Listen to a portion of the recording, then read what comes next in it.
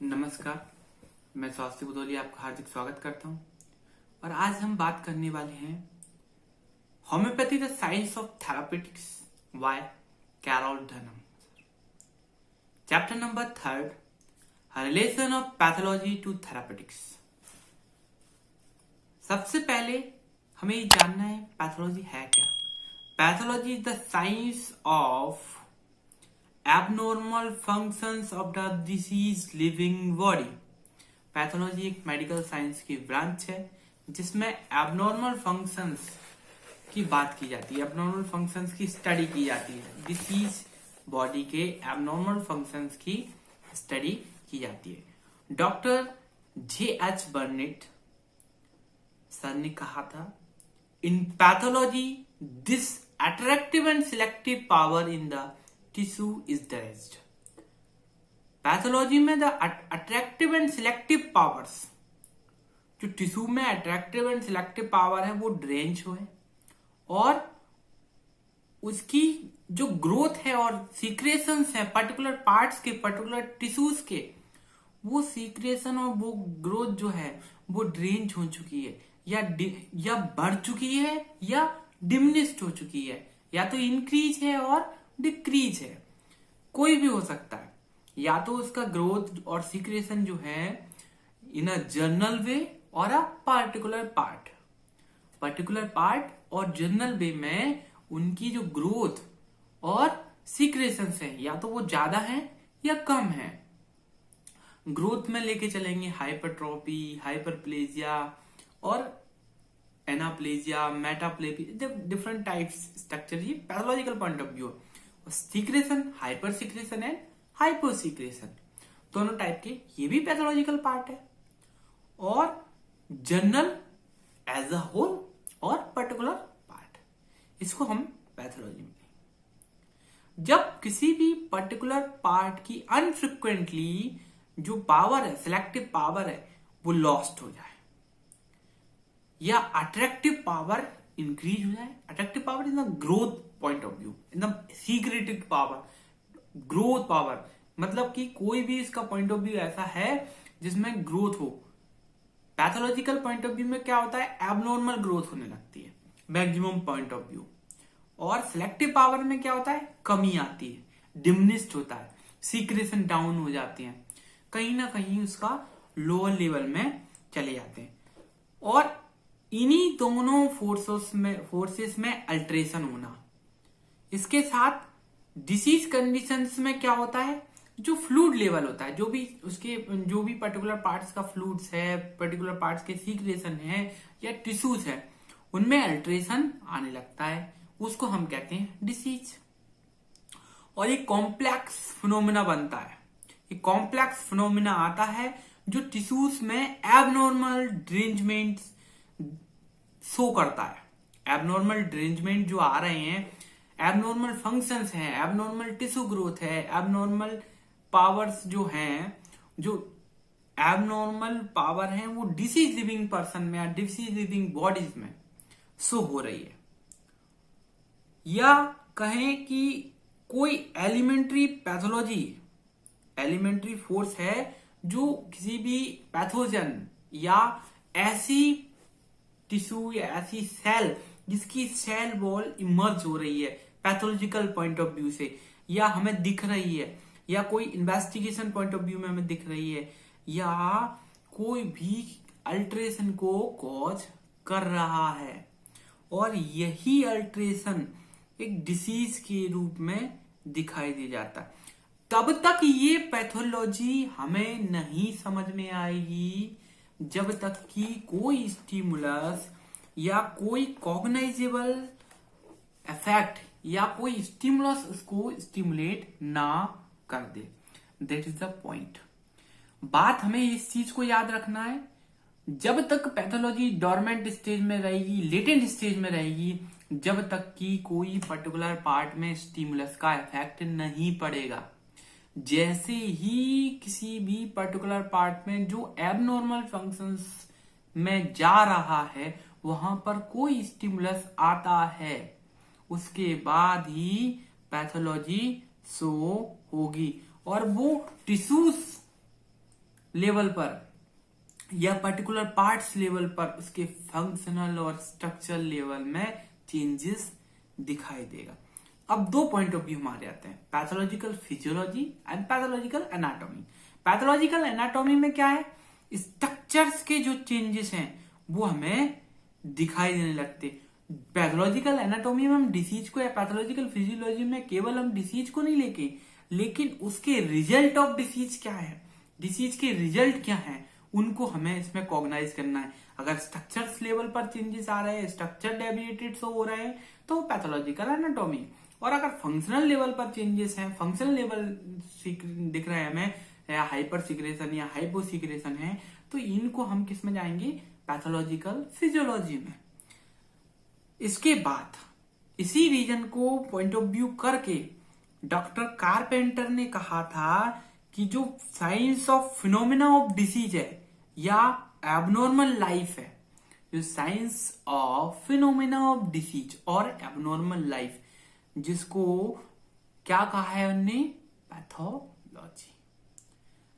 अब किसी भी कॉज को ट्रेस करने के लिए, एक फॉर एग्जाम्पल की बात करें, इसमें एक जो एग्जाम्पल है वो एग्जाम्पल क्या है, किसी भी पर्टिकुलर पार्ट, जैसे कि किडनी ले, किडनी यानी कि रीनल एक्सक्रीटरी सिस्टम या रीनल सिस्टम, रीनल सिस्टम की किडनी, यूरेटर और यूरिनरी ब्लैडर, इनके सेल्स में एबनॉर्मल एक्शंस शो होंगे, इनके अंदर abnormal actions, abnormal cell show हो रहा है, ट्रेस हो रहा है। तो या फिर किसी मस्कुलर पार्ट में, सेरेब्रल टिश्यू में कोई ना कोई एबनॉर्मल स्ट्रक्चर या एबनॉर्मल एक्शन शो हो रहा है, जिसके द्वारा हमें ऐसा लग रहा है कि इस पर्टिकुलर पार्ट में कोई ना कोई चेंजेस आने वाला है, कोई ना कोई अल्टरेशन आने वाला है। इस अल्टरेशन आने की कंडीशन को इन होम्योपैथिकली वे मेंटल लेवल पर हम जाएंगे, वाइटल फोर्स पर। केवल और केवल रियल एक्शन जो है डिसीज का, होल बॉडी जो हमें पहले समझ में आने लगेगा, इस पर्टिकुलर पार्ट्स पर एबनॉर्मल एबिलिटी जो शो हो रही है, एबनॉर्मलिटी जो शो होने वाली है, उसका जनरल पॉइंट ऑफ व्यू क्या है, ये रियल एक्शन, केवल जो रियल एक्शन है abnormal Vitality.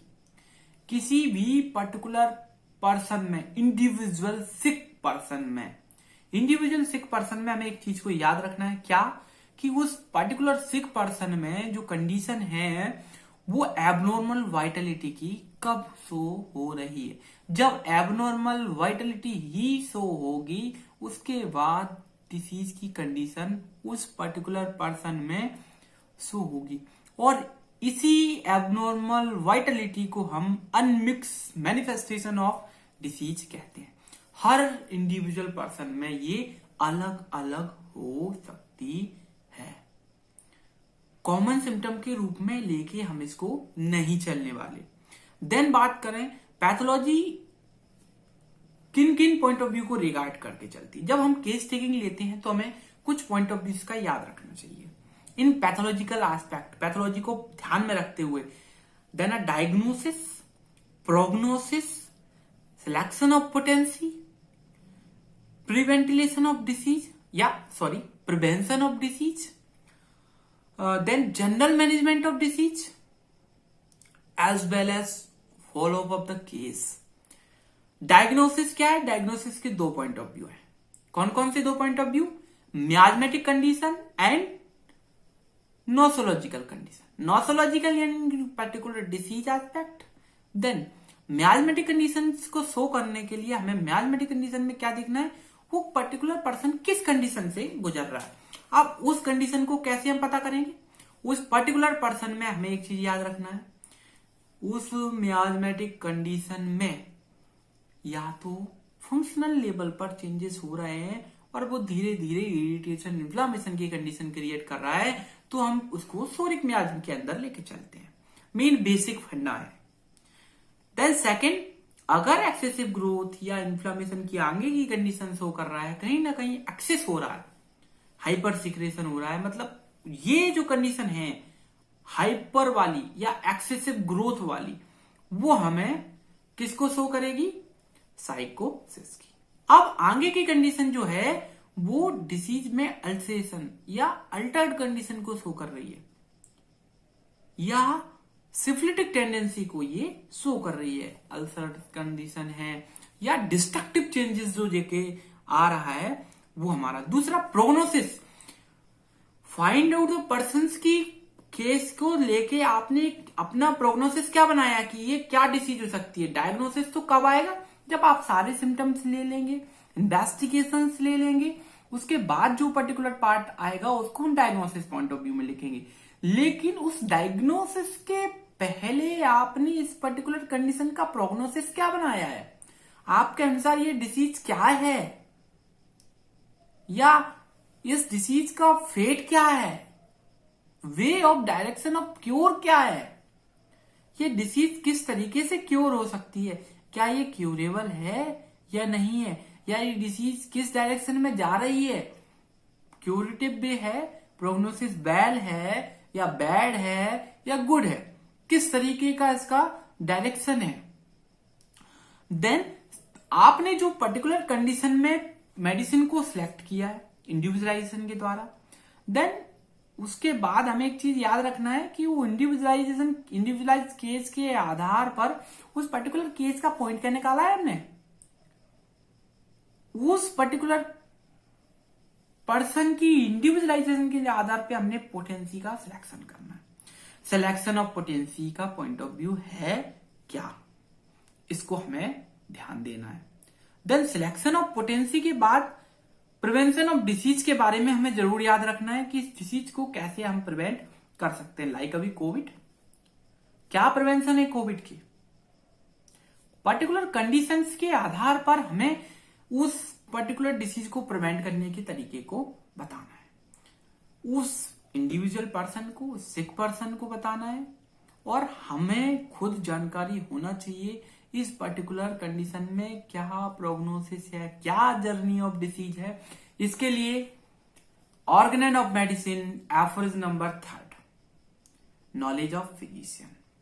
What is to be curable in disease? We must perceive what is to be curable in disease and what is to be curative in medicine, and their application, the dose selection, the repetition of doses must who complete knowledge of physician in under section or aphorism number 3। इसके बाद इन सब चीजों के बाद हमने patient को medicine दे दी, selective potency, then management, general management, क्या क्या आपको करना है क्या नहीं करना है। उसके बाद फॉलो अप, आपको पर्सन को बुलाना है कि आपको 3 दिन बाद आना है, 4 दिन बाद आना है, 5 दिन बाद आना है, 6 दिन बाद आना है, 7 दिन बाद आना है, वो आपका पॉइंट ऑफ व्यू है। आप कितने दिन बाद पेशेंट को रिकॉल करोगे, क्या आपको इतने दिन बाद हमें हमारे पास दिखाने आना है कि डायरेक्शन ऑफ केस क्या है, किस किस वे में जा रहा है, इस चीज को लेके वो पर्टिकुलर पर्सन को हमें अपने पास रिकॉल करना है। अब डनहम सर ने क्लियर कर दिया है पहले ही, doctor Dunham wrote clearly the science of pathology can no cells. Science of pathology अगर आपको नहीं आती तो आपको थेरापेटिक, साइंस ऑफ थेरापेटिक का कुछ भी नहीं आता,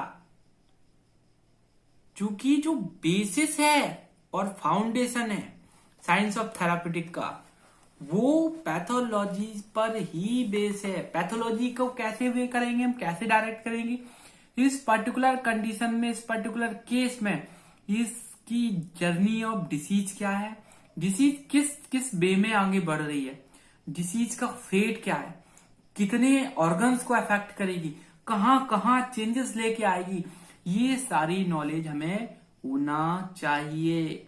this is the main point.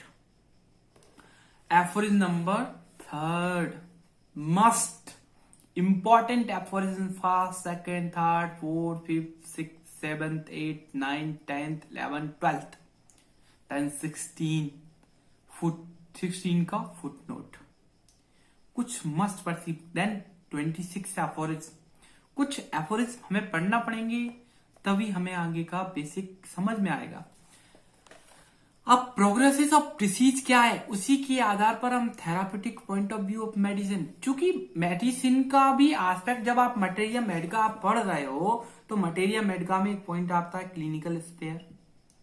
Clinical क्या है, इसके किस डिसीज कंडीशन में वर्क कर रहा है, स्पेयर ऑफ एक्शन क्या है, पैथोजेनेसिस क्या है, कौन कौन सी एस्पेक्ट को ये क्रिएट कर सकता है, इनको हमें जानना जरूरी है। क्योंकि ये सारा जो थेरापेटिक का साइंस है वो बेस है थ्योरी ऑफ क्योर पर and resting on the foundation of experiment, जो डिपेंड करता है एक्सपेरिमेंट क्या है, और एक्सपेरिमेंट के लिए क्या जरूरी है, नॉलेज ऑफ पैथोलॉजी। इन सब के लिए, क्योंकि pathology must at be a most important instrument in a practical application of the science of therapeutic।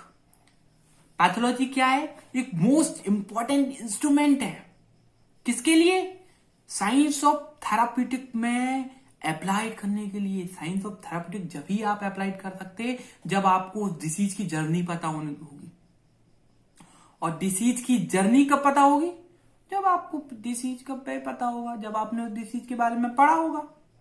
इसीलिए पैथोलॉजिकल पॉइंट ऑफ व्यू बहुत ज्यादा इंपॉर्टेंट है। दो simple point of view, pathology क्या है, साइंस ऑफ डिसीज की वे ऑफ डिसीज क्या है, डिसीज की जर्नी क्या है, डिसीज किस तरीके से अफेक्ट कर रही है, क्या क्या चेंजेस हमें देखने को मिलेंगे। देन अगर हम थेरापेटिक्स की बात करें तो थेरापेटिक्स क्या है, साइंस ऑफ क्योर। जो पैथोलॉजी की थ्योरी है वो मॉर्बिड प्रोसेस, ये जर्नी ऑफ डिसीज क्या है, मॉर्बिड फिनोमेना में डिसीज क्या कैसे कैसे जर्नी हो रही है। और थेरापेटिक्स किस पर डिपेंड करता है, जो थ्योरी ऑफ क्योर है और उसके एक्सपेरिमेंट किस तरीके से, फाउंडेशन एक्सपेरिमेंट किस तरीके से। पैथोलॉजी कहां रेस्ट्रिक्टिव होती है, क्योंकि पैथोलॉजी की भी एक बाउंडेशन होती है, एक लिमिट होती है कि इस डिसीज तक वो सिम्टम प्रोड्यूस करेगी, इसके आगे ये डिसीज का एस्पेक्ट नहीं। हर चीज की एक लिमिटेशन होती है, हमारे भी कुछ लिमिटेशन है, आपके भी कुछ लिमिटेशन है।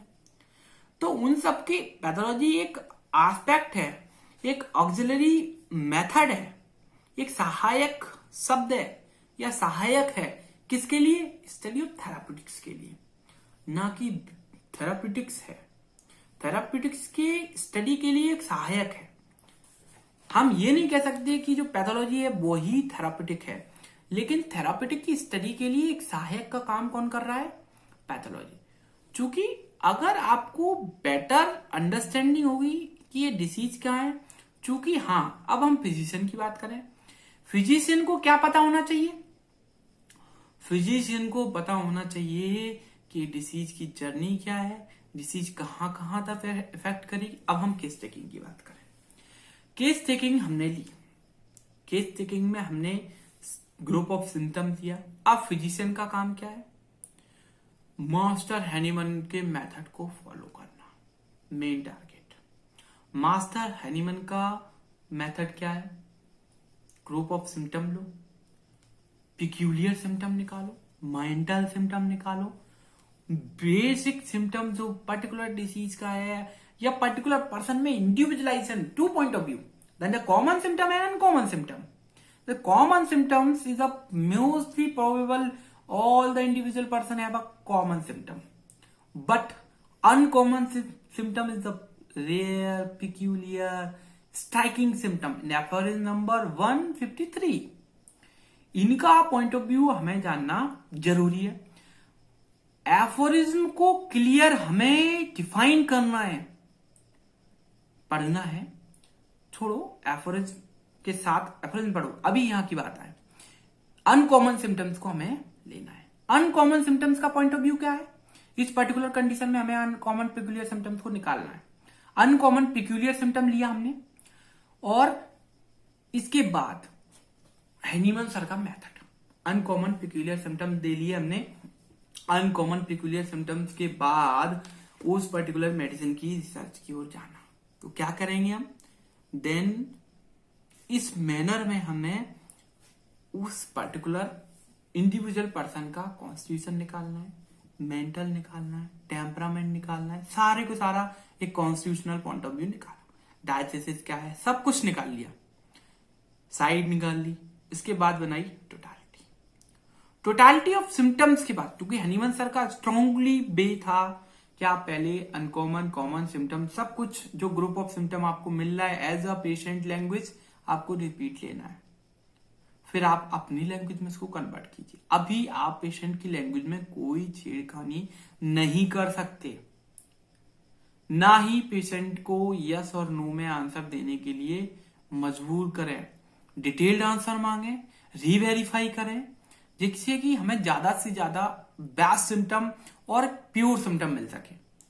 मटेरिया मेडिका प्यूरा में सर ने क्या है, मटेरिया मेडिका प्यूरा में सर ने पिक्यूलियर सिम्टम्स को लिया है और pure symptom as it is patient's language. अब बात करें, मेन सिम्टम लिए हमने, कॉमन अनकॉमन सिम्टम लिए, एक टोटालिटी बना ली। टोटालिटी के बाद इवेल्यूएशन ऑफ सिम्टम्स, इवेल्यूट भी किया। उसके बाद रिपर्टाइज, रूब्रिक में कन्वर्ट किया। रूब्रिक में कन्वर्ट करके उन सिम्टम्स का रिपर्टाइजेशन किया। रिपर्टाइजेशन के बाद सिंगल रेमेडी को फाइंड आउट किया। जनरल सिम्टम्स, कॉमन सिम्टम और मोर कंक्लूसिव जो ट्रीटमेंट मेथड निकल रहा है उन सबको, लोकल सिम्टम को सब कुछ निकाल के इवेल्यूएट करके रिपर्टाइज करके, और हमने एक बे निकाला, क्या, सिंगल मेडिसिन, देन उसको प्रिस्क्राइब किया। This is the Hahnemann method और होम्योपैथिक साइंस। अब हम केवल थेराप्यूटिक करेंगे किस पर, पैथोलॉजी के बेस पर, तो वो हमेशा नियरली जाती है पैलिएटिव मेथड की ओर, जो केस को एक अलग ही डायरेक्शन में लेके जाता है। डनम सर ने क्लियर वेरीफाई किया है कि आप केवल पैथोलॉजी को लेके प्रिस्क्राइब नहीं करेंगे, आपको हैनीमन सर को भी फॉलो करना है। अगर आप हैनीमन सर को फॉलो नहीं करोगे, केवल पैथोलॉजिकल एस्पेक्ट लोगे, तो आपका जो डायरेक्शन है वो अपोजिट जाने वाला है, पैलिएटिव मेथड की ओर जाएगा और वो आपके केस को बिगाड़ के रख देगा। या हम कह सकते हैं large portion of medical science या साइंस ऑफ प्रैक्टिस या प्रैक्टिस थेराप्यूटिक का लार्ज पोर्शन जो डिपेंड है वो साइंस ऑफ पैथोलॉजी या फैक्ट ऑफ पैथोलॉजी पर बेस्ड है। चूंकि पैथोलॉजी की इंफॉर्मेशन जरूरी है, पैथोलॉजी हमें ऑब्जेक्टिव साइंस के रूप में शो करता है, लेकिन हमें सब्जेक्टिव साइंस को भी, सब्जेक्टिव सिम्टम्स को नहीं भूलना है, सिम्टम्स को नहीं भूलना है।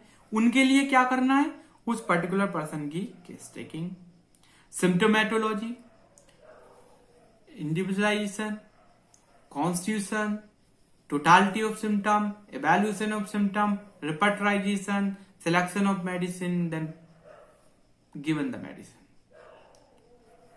और हमें क्या बताना है उसको, prevention of disease, general management, इसके बाद फॉलो अप, क्या प्रोग्रेस है केस में। पैथोलॉजी क्या है, pathology is the part and parcel of the patient. Pathology is the part and parcel of the patient. What? Not the part and parcel of indication for the therapeutic of the sick. Indication नहीं है, लेकिन part है, एक patient का part है या parcel है कि ये इंडिकेट कर रहा है कि ये पर्सन इस कंडीशन की ओर जा रहा है।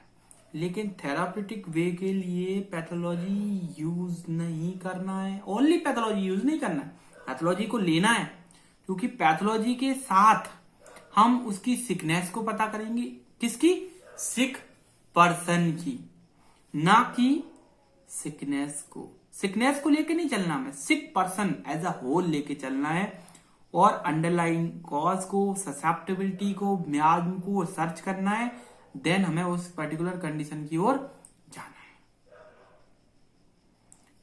This is the basic summary of chapter number 3 of the science homeopathy, the science of therapeutic. By Carol Turner, relation of pathology. आशा करता हूं मेरी वीडियो आपको अच्छी लगी हो। लाइक करें, इसको शेयर करें, जिससे कि ज्यादा से ज्यादा बच्चे डनहम फिलॉसफी का बेसिक समझ सके। धन्यवाद।